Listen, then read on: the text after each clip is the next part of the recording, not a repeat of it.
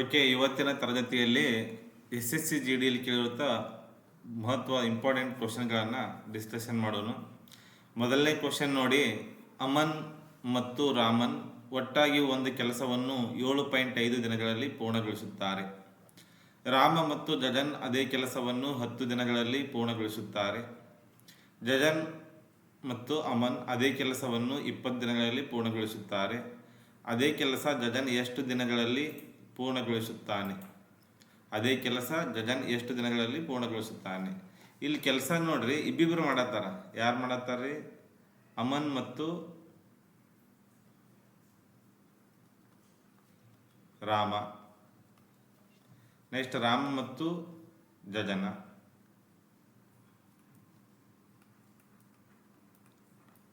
ಜಜನ್ ಮತ್ತು ಅಮನ್.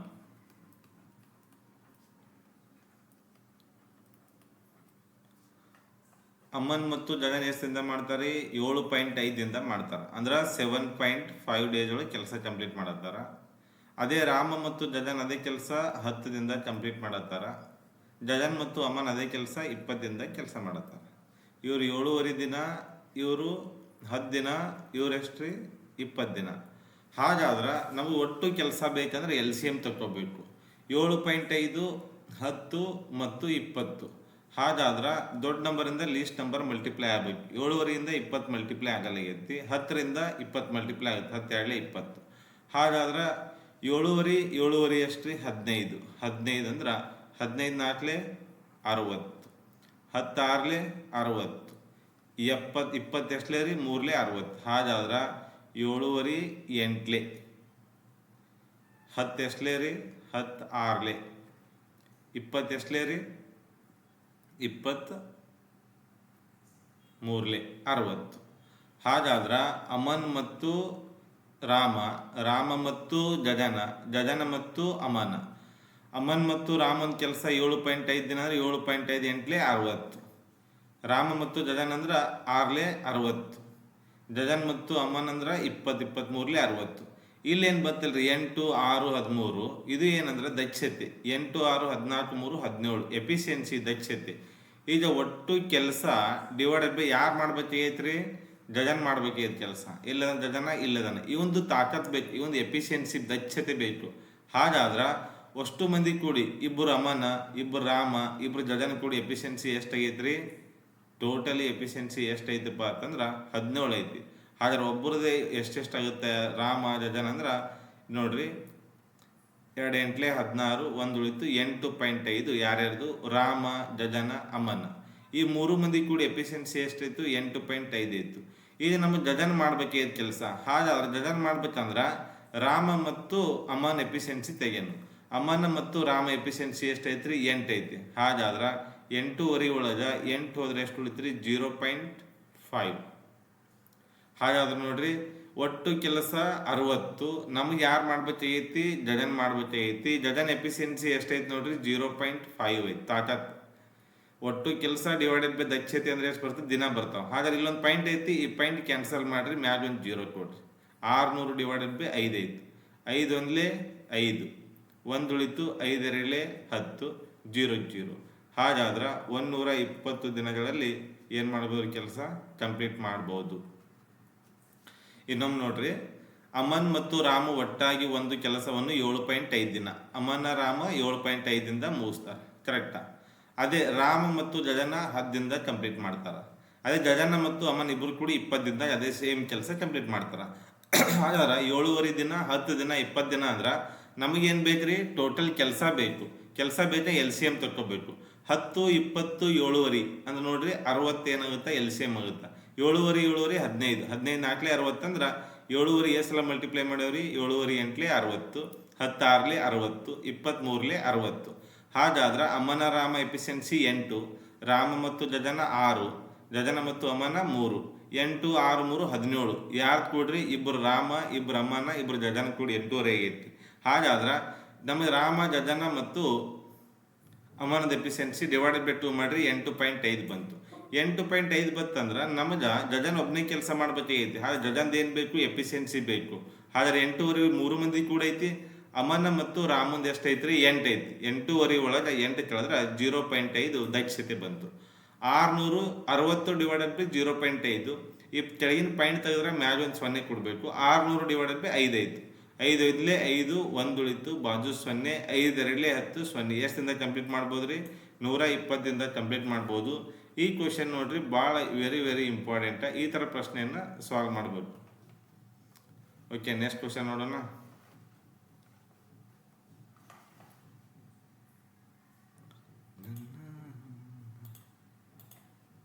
ಒಂದು ಕೆಲಸವನ್ನು ಸಾಕ್ಷಿಯು 20 ದಿನಗಳಲ್ಲಿ ಮಾಡಬಲ್ಲರು. ತನ್ಯಾಳು ಸಾಕ್ಷಿಗಿಂತ 25ರಷ್ಟು ಹೆಚ್ಚು ದಕ್ಷತೆ ಇರುವಳು. ದಕ್ಷತೆ ಮೀನ್ಸ್ ಅಂದ್ರೆ ತಾಕತ್ತ, ಎಫಿಷಿಯನ್ಸಿ ಅಂತ ಅರ್ಥ. ಹಾಗಾದರೆ ಅದೇ ಕೆಲಸ ಮಾಡಲು ತನ್ಯಾಳು ಎಷ್ಟು ದಿನಗಳಲ್ಲಿ ತೆಗೆದುಕೊಳ್ಳುತ್ತಾರೆ? ಈಗ ಈ ಬ್ರದರ್ ಯಾರದಾರಿ? ತನ್ಯಾ, ಸಾಕ್ಷಿ.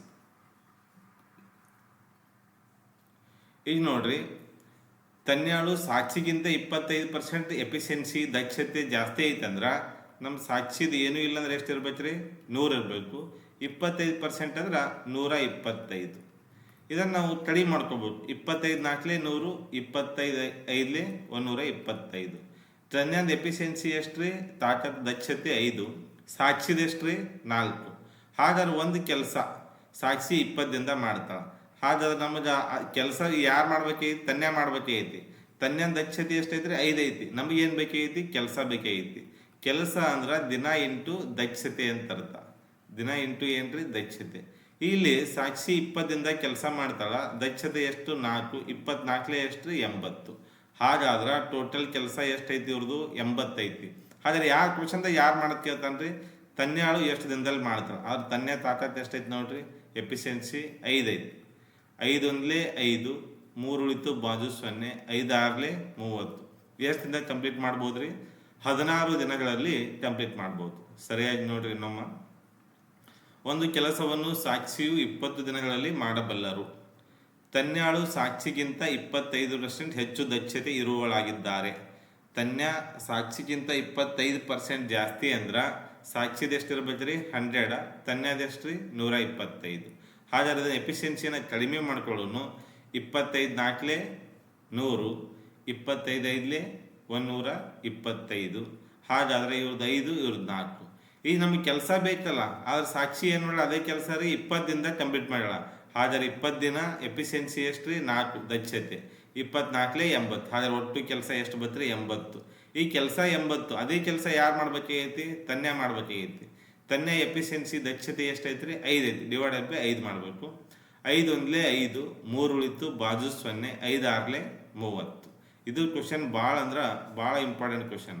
ನೀವು ಪ್ರೀವಿಯಸ್ 2024 ಕ್ವಶನ್ ಪೇಪರ್ ಯಾವುದೇ ತೆಗೆದು ನೋಡ್ರಿ, ಪ್ರತಿ ಕ್ವಶನ್ ಪೇಪರಲ್ಲಿ ಪರ್ಸೆಂಟೇಜ್ ಮ್ಯಾಗ ಎಫಿಷಿಯನ್ಸಿ ಮತ್ತು ಕೆಲಸದ ಮ್ಯಾಗ ಕ್ವಶನ್ಸ್ ಭಾಳ ಬಂದವ. ಈ ಥರ ಕ್ವಶನನ್ನು ಪ್ರಾಕ್ಟೀಸ್ ಮಾಡಿ. ಒಂದು ಕುರ್ಚಿಯು ಮಾರಾಟದ ಬೆಲೆ 5,709 ಆಗಿದೆ. ಒಂದು ವೇಳೆ ಶೇಕಡಾವಾರು 34ರಷ್ಟು ನಷ್ಟವಾದರೆ ಆ ಕುರ್ಚಿಯ ಅಸಲು ಬೆಲೆ ಕಂಡುಹಿಡಿಯಿರಿ. ಈಗ ಅಸಲು ಬೆಲೆ ಯಾವತ್ತು ಎಷ್ಟಿರುತ್ತಂದ್ರೆ 100% ಇರುತ್ತೆ. ಅಸಲು ಬೆಲೆ, ಕೊಂಡ ಬೆಲೆ, ಕಾಸ್ಟ್ ಪ್ರೈಸ್. ಈಗ ಲಾಸ್ ಎಷ್ಟಾಗೈತೆ ಅಂದ್ರೆ 34% ಏನಾಗೈತೆ ರೀ? ಲಾಸ್ ಆಗೈತಿ. 34% ಲಾಸ್ಟ್ ಆಗೈತೆ ಅಂದ್ರೆ ನಾವು ಮಾರಿದ ಎಷ್ಟಕ್ಕೆ ಅಂತ ಅರ್ಥ? ಸೆಲ್ಲಿಂಗ್ ಪ್ರೈಸ್ 66ಕ್ಕೆ ಮಾರೇವಂತ ಅರ್ಥ. ಒಂದು ಕುರ್ಚಿ 5,709 ಆಗಿದ್ದು ಮಾರಾಟ ಆಗೈತಿ. ಒಂದು ವೇಳೆ ಶೇಕಡಾವಾರು 34%ರಷ್ಟು ನಷ್ಟವಾದರೆ ಆ ಕುರ್ಚಿಯ ಅಸಲು ಬೆಲೆ ಕಂಡುಹಿಡಿ ಅಂತ ಹೇಳೋಣ. ಹಾಗಾದ್ರೆ ಅಸಲು ಬೆಲೆ 100%, 34% ಲಾಸ್ ಆಗೈತಪ್ಪ ಅಂತಂದ್ರೆ 66ಕ್ಕೆ ಮಾರೇನಂತ ಅರ್ಥ. ಹಾಗಾದ್ರೆ 66% ಇಕ್ವಲ್ ಟು 5709. ನಮ್ದು ಅಸಲು ಬೆಲೆ ಅಂದ್ರೆ ಎಷ್ಟು ರೀ? 100% ಬೇಕು. ಹಾಗಾದ್ರೆ 2 ಗೆರೆ ಹೊಡೀರಿ. ಜೋಡಿ ಇದ್ದಿದ ಮ್ಯಾಲ ಸಿಂಗಲ್ ಇದ್ದಿದ್ದು ಕೆಳಗ. 100 × 5709 ಡಿವೈಡೆಡ್ ಬೈ 66. 11 6 66, 11 5 55, 2 ಉಳಿತು, ಬಾಜು 0. ಕರೆಕ್ಟಾ? ಹಾಗಾದಾಗ ನೋಡ್ರಿ, 11 1 11, 9 ಉಳಿತು, 11 9 99. ಈಗ 100 × 515 divided by 6. 2 3 6, 2 10. 50 into 519 divided by 3. ಹಾಗಾದ ಇದನ್ನು ಮಲ್ಟಿಪ್ಲೈ ಮಾಡಿ ಆನ್ಸರ್ ಮಾಡಿ ಕಮೆಂಟ್ ಮಾಡಿ. 8 ವಸ್ತುಗಳ ಸರಾಸರಿ 36. 8 ವಸ್ತುಗಳ ಸರಾಸರಿ 36. ಮೊದಲ 3 ವಸ್ತುಗಳಿಂದ ತಲಾ 4 ಕಳೆದರೆ ಮತ್ತು ಮುಂದಿನ 5 ವಸ್ತುಗಳಿಂದ ತಲಾ 5 ಕೂಡಿಸಿದರೆ ಲಭ್ಯವಾಗುವ ಹೊಸ ಸರಾಸರಿ ಅಂತ ಕೇಳ್ತಾನೆ.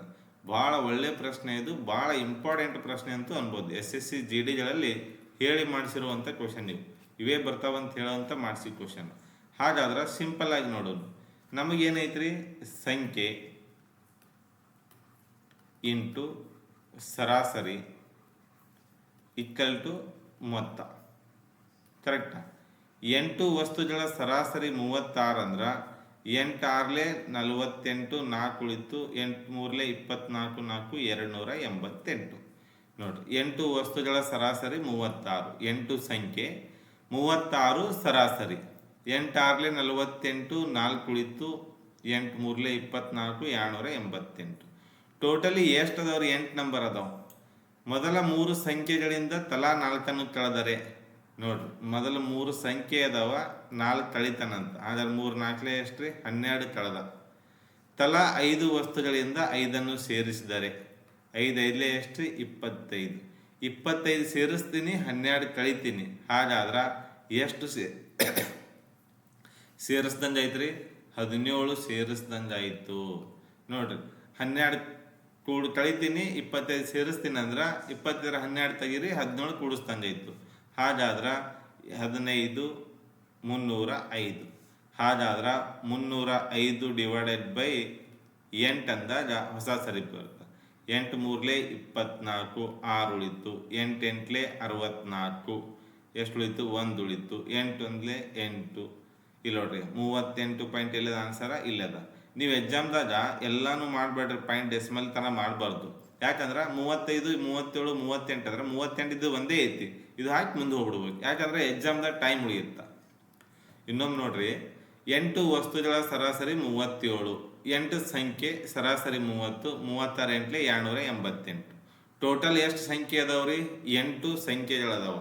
8 ಸಂಖ್ಯೆಗಳದಾವಂದ್ರೆ 3 ಸಂಖ್ಯೆಗಳಿಂದ 4 ಕಳಿತಾನಂತ. 4 4 4 12 ಕಳೆದ. ಕರೆಕ್ಟಾ? 5 ವಸ್ತುಗಳಿಂದ 5 ಕೂಡಿಸ್ತಾನಂತ. 5 5 25. 25 ಅಂದ್ರೆ 25 ಕೂಡಿಸ್ಬೇಕು, 12 ಕಳಿಬೇಕು. ರೇಟ್ ಸೇರಿಸ್ದಂಗೆ ಐತ್ರಿ 17. 288, 17 305 ಡಿವೈಡೆಡ್ ಬೈ 8. 8 3 24, 6 ಉಳಿತು, 8 8 48. 38 ಇದ್ದಿದ್ದು ಎಲ್ಲ ಐತೆ ನೋಡಿ, ಆನ್ಸರ್ ಆಗಿ ಬಿಡಬೇಕು. ಯಾಕೆ ಎಕ್ಸಾಮ್ದಾಗ ಏನು ಉಳಿಯುತ್ತ ಅಂದ್ರೆ ಸಮಯ ಉಳಿಸ್ಕೊಂತೇವೆ ಅಂತ ಅರ್ಥ. 4000 ಅಸಲು 10 ವರ್ಷಗಳವರೆಗೆ ಸರಳ ಬಡ್ಡಿ ದರದಲ್ಲಿ ಹೂಡಿಕೆ ಮಾಡುತ್ತಾರೆ. ಒಂದು ವೇಳೆ ವಾರ್ಷಿಕ ಬಡ್ಡಿ ದರವು 5% ಆಗಿದ್ದರೆ 10 ವರ್ಷ ನಂತರ ಸಿಗುವ ಮೊತ್ತ. ಈಗ ನಮ್ದು ಏನೈತಪ್ಪ ಅಂದ್ರೆ 40,000 ಐತಿ. ಇದು ಅಸಲ 100%. ಇದು ಏನ್ರಿ? ಪ್ರಿನ್ಸಿಪಲ್ ಪ್ಲಸ್ 10 ವರ್ಷಗಳವರೆಗೆ ಎಷ್ಟು ಬಡ್ಡಿ ದರ ರೀ? 5 ಬಡ್ಡಿ ದರ. ಸರಳ ಬಡ್ಡಿ ಅಂದ್ರೆ ಏನಂತ ಅರ್ಥ? ಪ್ರತಿ ವರ್ಷನೂ 5% ತುಂಬಬೇಕು. ಎಷ್ಟು ವರ್ಷ? 10 ವರ್ಷ. 10 5 ಎಷ್ಟು ರೀ? 50. 50% ಬಡ್ಡಿ. 100% ಅಸಲ ಪ್ಲಸ್ 50% ಬಡ್ಡಿ. ಹಾಗಾದ್ರೆ 150% ಏನೈತ್ರಿ? ಮೊತ್ತ ಆಯ್ತಂತ ಅರ್ಥ. ಎಷ್ಟು ಈಜಿ ಕ್ವಶನ್ ಐತಿ ನೋಡ್ರಿ. 40,000 ಅಸಲು ಮೊತ್ತವು 10 ವರ್ಷಗಳವರೆಗೆ ಸರಳ ಬಡ್ಡಿ ದರದಲ್ಲಿ ಹೂಡಿಕೆ ಮಾಡ್ತಾನ. 40,000 10 ವರ್ಷ 100% ಅಸಲು ಆಯ್ತು. ಒಂದು ವೇಳೆ ವಾರ್ಷಿಕ ಬಡ್ಡಿ ದರ 5, ರೇಟ್ ಆಫ್ ಇಂಟ್ರೆಸ್ಟ್ 5 ಅಂದ್ರೆ 10 ವರ್ಷ, ಪ್ರತಿ ವರ್ಷ 5 50% ಬಡ್ಡಿ ಆಯಿತು. 100% ಅಸಲ. ಹಾಗಾದ್ರೆ ಮೊತ್ತ ಅಂದ್ರೆ 2 ಸೇರಿಸ್ಕೊಡ್ಬೇಕಲ್ಲ. 2 ಸೇರಿಸಿ ಅಂದ್ರೆ ಎಷ್ಟೈತ್ರಿ? 150. 150%. ಹಾಗಾದ್ರೆ ಗೆರೆ ಹೊಡೀರಿ.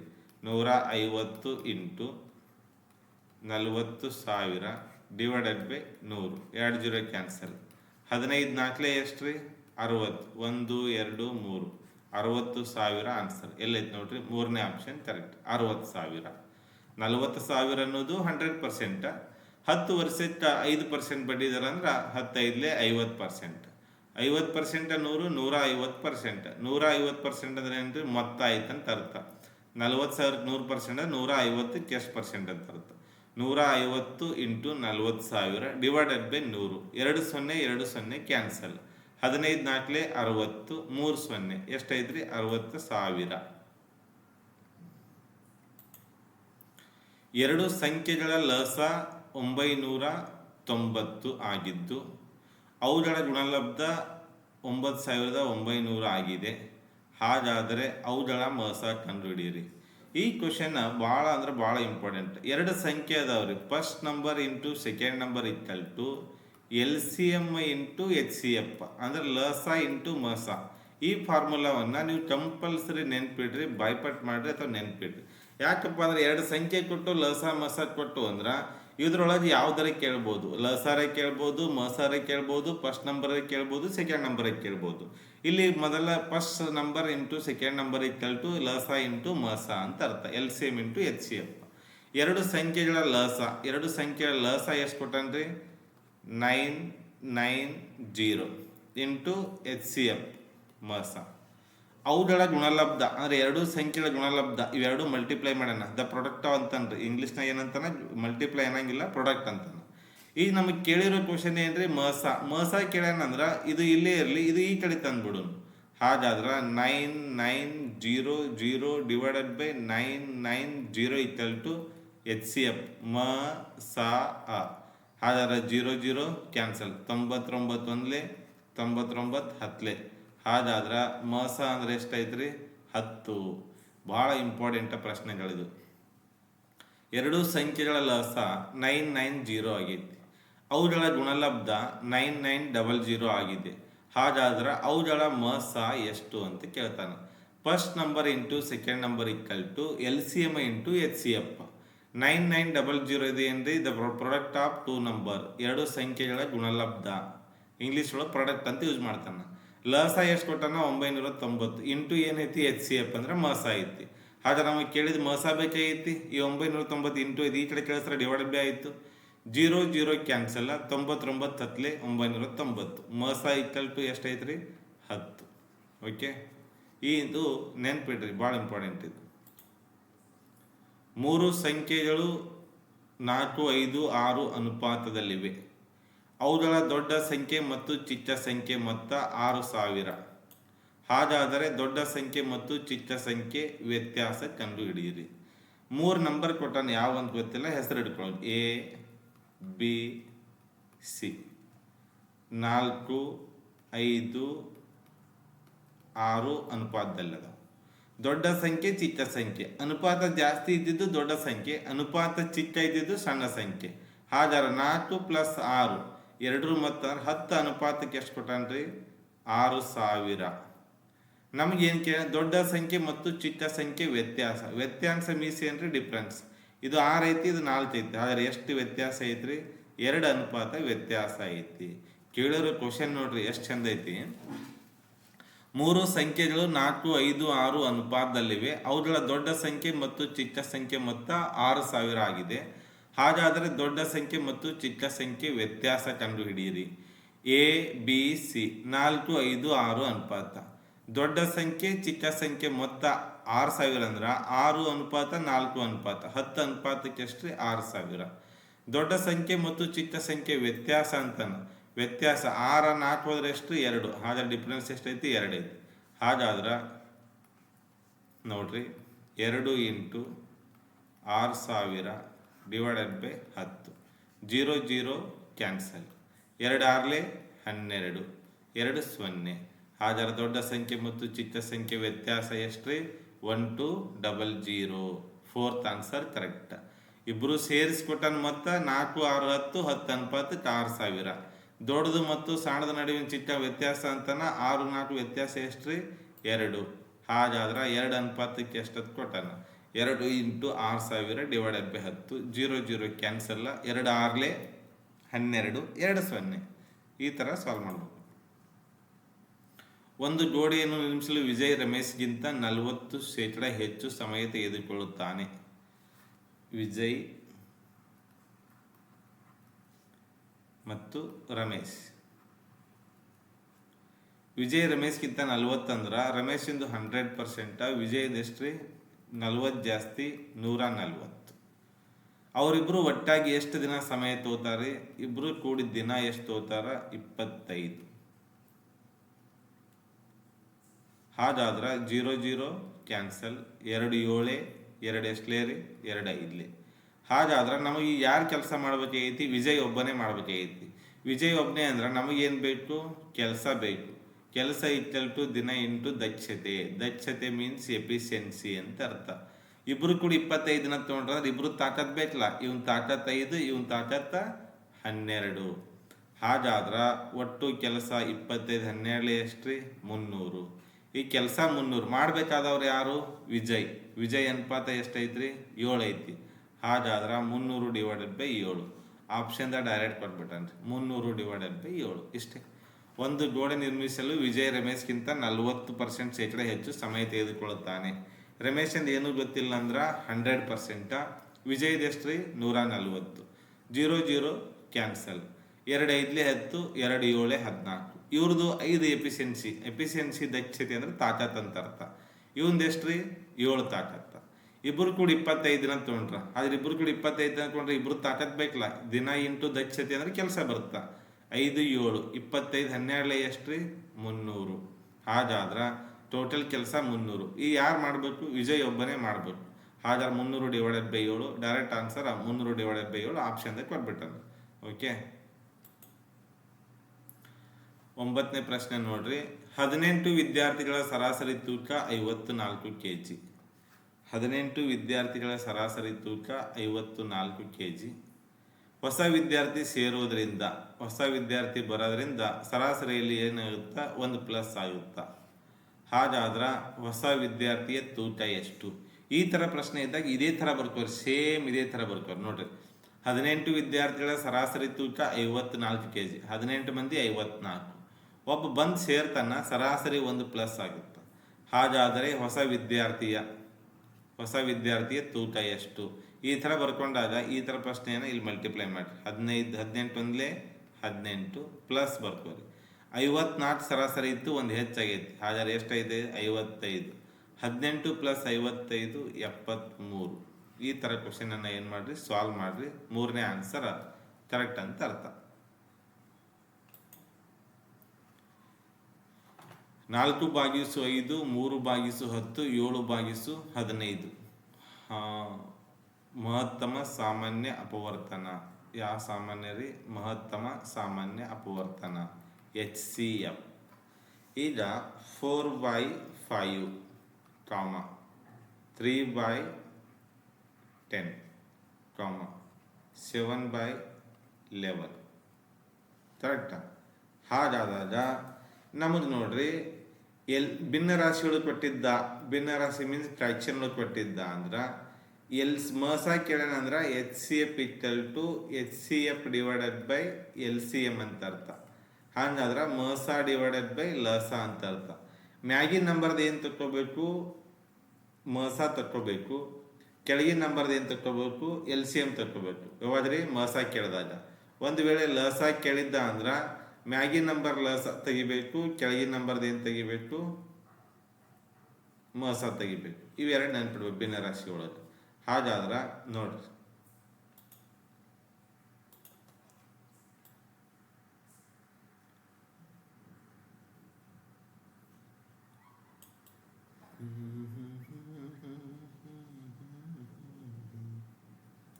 ಈ ನಮಗೇನು ಕೊಟ್ಟಾನ್ರಿ? ಭಿನ್ನರಾಶಿ ಒಳಗೆ ಕೊಟ್ಟಾನ. ಸರ 4/5, 3/10, 7/11. ಹಾಗಾದ್ರೆ ಮ್ಯಾಲ ನಂಬರ್ ನೋಡ್ರಿ, ಮಹತ್ತಮ ಸಾಮಾನ್ಯ ಅಪವರ್ತನ HCF ಹೈಯೆಸ್ಟ್ ಕಾಮನ್. 7 1 7, 3 1 3, 4 1 4. ಹಾಗಾದ್ರೆ ಎಲ್ಲ ಕಡೆ ಹೈಯೆಸ್ಟ್ ಕಾಮನ್ ಆಗಿ ಏನೈತ್ರಿ? 1 ಐತಿ. ಕರೆಕ್ಟಾ? ಈ ಕೆಳಗಿನ ನಂಬರ್ದು LCM ತೆಗಿಬೇಕು. 5 10 15. 5 3 15 ಮಲ್ಟಿಪ್ಲೈ ಆಯಿತು. 10ರಿಂದ ಮಲ್ಟಿಪ್ಲೈ ಆಗಿಲ್ಲ. 15 2 30, 10 3 30, 5 6 30. ಹಾಗಾದ್ರೆ ನಮ್ಮ LCM ಎಷ್ಟ್ರಿ? 30. ಇಲ್ಲಾಂದ್ರೆ ನಾವು ಈ ಥರ ಮಾಡ್ತೇವಲ್ಲ, ಯಾವಾದ್ರಿ? ಈ ಥರ 5 1, 5 2, 5 3, 2 1, 3 1, 5 2 10, 13 30. ಈ ಥರ ಆದರೂ ಮಾಡಿ. 1 ಡಿವೈಡೆಡ್ ಬೈ ಎಷ್ಟು ರೀ 30. ಎಲ್ಲೈತೆ ಆನ್ಸರ? ಎರಡನೇ ಆನ್ಸರ್ ಕರೆಕ್ಟ್ ಐತಿ. ಈ ಥರ ಪ್ರಶ್ನೆಗಳನ್ನ ಏನು ಮಾಡ್ಬೇಕು ರೀ, ಸಾಲ್ವ್ ಮಾಡಬೇಕು. ಇದೇ ಥರ ಮುಂದಿನ ತರಹದಲ್ಲಿ SSC GD ಇಂಪಾರ್ಟೆಂಟ್ ಪ್ರಾಬ್ಲಮ್ ಬೇಕಂದ್ರೆ ಚಾನಲ್ ಏನು ಮಾಡಿರಿ, ಫಸ್ಟ್ ಟೈಮ್ ನೋಡ್ಲತ್ರ ಸಬ್ಸ್ಕ್ರೈಬ್ ಮಾಡಿರಿ, ಬೆಲ್ ಬಟನ್ ಒತ್ತಿರಿ, ವಿಡಿಯೋಗಳು ಕಂಟಿನ್ಯೂಸ್ ಬರ್ತಾವೆ. ಡಿಸೆಂಬರ್ 1ರಿಂದ ಫೆಬ್ರವರಿ 4ರಿಂದ ಎಕ್ಸಾಮ್ ಸ್ಟಾರ್ಟ್ ಆಗ್ತಾವೆ. ಅಲ್ಲಿವರೆಗೂ ಏನೈತಿ ಕಂಟಿನ್ಯೂ ಕ್ಲಾಸ್ ಇರುತ್ತೆ. ಈಗ ಯಾಕೆ ಕ್ಲಾಸ್ ಡೈಲಿ ಅಪ್ಲೋಡ್ ಮಾಡತ್ತಿಲ್ಲ ಅಂದ್ರೆ ಆಫ್ಲೈನ್ ಕ್ಲಾಸಸ್ ಜಾಸ್ತಿ ಅದಾವ, ಹಾಗೆ ಆನ್ಲೈನ್ ಕ್ಲಾಸ್ ಮಾಡೋಕ್ಕೆ ಟೈಮ್ ಸಿಗ್ತಾ ಇಲ್ಲ. ಮುಂದಿನದಲ್ಲಿ ಆಫ್ಲೈನ್ ಕ್ಲಾಸ್ ಕಡಿಮೆ ಮಾಡಿ ಆನ್ಲೈನಲ್ಲಿ ಡೈಲಿ ಒಂದು ಕ್ಲಾಸ್, ಬೆಳಗ್ಗೆ ಒಂದು ಸಾಯಂಕಾಲ ಒಂದು ರೀಸನಿಂಗ್ ಮ್ಯಾಥ್ಸ್ ಕಂಟಿನ್ಯೂ ಮಾಡಿ 2 ದಿನದಲ್ಲಿ ಸಿಲೆಬಸ್ ಆನ್ಲೈನ್ದಾಗ ಹೆಲ್ಪ್ ಆಗಲಂತ ಉದ್ದೇಶದಿಂದ ಡಿಸೆಂಬರ್ 1ರಿಂದ ಮಾಡ್ಬೇಕಂತ ಐತಿ. ನಿಮ್ಮ ಸಪೋರ್ಟ್ ಇತ್ತು ಅಥವಾ ನೀವು ಮಾಡಿರೋ ವಿಡಿಯೋ ಇಷ್ಟ ಆಗಿತ್ತು ಅಂದ್ರೆ ಲೈಕ್ ಶೇರ್ ಮಾಡಿರಿ, ಅವಾಗ ಗೊತ್ತಾಗುತ್ತೆ ಆನ್ಲೈನ್ ಹುಡುಗರಿಗೆ ಇಷ್ಟ ಆಗೈತಿ ಕಂಟಿನ್ಯೂ ಮಾಡ್ಬೋದು ಅಂತ. ಅದೊಂದು ಬೇಕಲ್ಲ, ಫೀಡ್ಬ್ಯಾಕ್ ಬೇಕಲ್ಲ, ಕ್ಲಾಸ್ ಸರಿಯಾಗಿ ಆಯ್ತೋ ಇಲ್ಲೋ, ಹುಡುಗರಿಗೆ ಅರ್ಥ ಆಯ್ತೋ ಇಲ್ಲೋ, ಮಾಡಬೇಕು ಮಾಡಬಾರ್ದು ಅನ್ನೋದು. ಓಕೆ, ಹಾಗಾಗಿ ಈ ಕ್ಲಾಸನ್ನು ಇಲ್ಲಿಗೆ ಏನು ಮಾಡೋಣ್ರಿ ಕೊನೆಗೊಳಿಸೋಣ. ಮುಂದಿನ ಕ್ಲಾಸ್ ತರಗತಿ ಒಂದು ಮತ್ತೆ ಭೇಟಿ ಆಗೋಣ. ಅಲ್ಲಿವರೆಗೂ ಚೆನ್ನಾಗಿ ಓದ್ರಿ, ಒಳ್ಳೇದಾಗಲಿ. All the best, take care.